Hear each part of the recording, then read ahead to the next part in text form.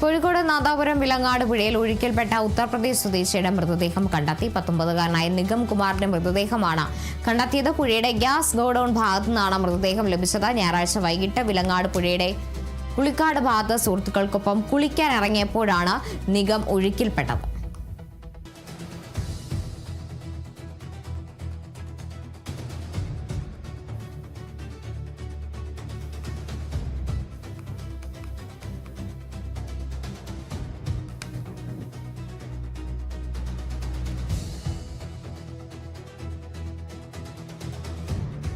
നാദാപുരം വിലങ്ങാട് പുഴയിൽ ഒഴുക്കിൽപ്പെട്ട ഉത്തർപ്രദേശ് സ്വദേശിയുടെ മൃതദേഹമാണ് കണ്ടെത്തിയിരിക്കുന്നത്. റിയാസ് കെ മാറുണ്ട് വിവരങ്ങളുമായി. റിയാസ്, എന്തായാലും രക്ഷാപ്രവർത്തനമൊക്കെ വിപുലമായിരിക്കുകയാണ്. മൃതദേഹം കണ്ടെത്തിയിരിക്കുന്നു. നിഗം കുമാറിന്റെ മൃതദേഹമാണ് കണ്ടെത്തിയിരിക്കുന്നത്.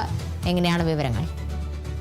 തീർച്ചയായും 4 ദിവസത്തെ തെരച്ചിലാണ് നിഗം കുമാറിന്റെ മൃതദേഹം കണ്ടെത്തിയിരിക്കുന്നത്. ഈ വിലങ്ങാട് പുഴയുടെ ഗ്യാസ് ഗോഡൌൺ ഭാഗത്ത് നിന്നാണ് ഈ മൃതദേഹം കണ്ടെത്തിയത്. തുടർച്ചയായി 4 ദിവസമാണ് തെരച്ചിൽ നടന്നത്. ഞായറാഴ്ച വൈകുന്നേരമാണ് 2 സുഹൃത്തുക്കൾക്കൊപ്പം UP സ്വദേശിയായിട്ടുള്ള 19-കാരൻ നിഗം കുമാർ ഈ വിലങ്ങാട് പുഴയിൽ കുളിക്കാൻ ഇറങ്ങിയിരുന്നത്. അതിനിടെ 3 പേരും ഒഴുക്കിൽപ്പെടുകയായിരുന്നു. ആ 3 പേർ ഒഴുക്കിൽപ്പെട്ടതിൽ 2 പേരെ നിലവിളി ശബ്ദം കേട്ട് ഓടിയെത്തിയ നാട്ടുകാർ രക്ഷപ്പെടുത്തിയിരുന്നു.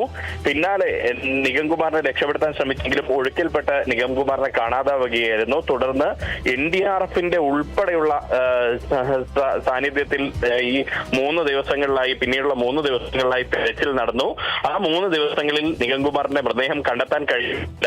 ഇന്ന് രാവിലെ ഡോഗ് സ്ക്വാഡിനെ ഉൾപ്പെടെ എത്തിച്ചുകൊണ്ട് നടത്തിയ തെരച്ചിൽ, ആ തെരച്ചിലിനിടയിലാണ് ഇന്നിപ്പോൾ രാവിലെ 11 മണിയോടുകൂടി നിഗം കുമാറിന്റെ മൃതദേഹം ഈ ഗ്യാസ് ഗോഡൌൺ പരിസരത്ത് നിന്ന് കണ്ടെത്തിയിരിക്കുന്നത്. ഇനിയിപ്പോൾ ഈ മൃതദേഹം ആശുപത്രിയിലേക്ക് മാറ്റിയിട്ടുണ്ട്. ഇൻക്വസ്റ്റ് പോസ്റ്റ്മോർട്ടം നടപടികൾക്ക് ശേഷമായിരിക്കും ബന്ധുക്കൾക്ക് മൃതദേഹം വിട്ടു നൽകുക.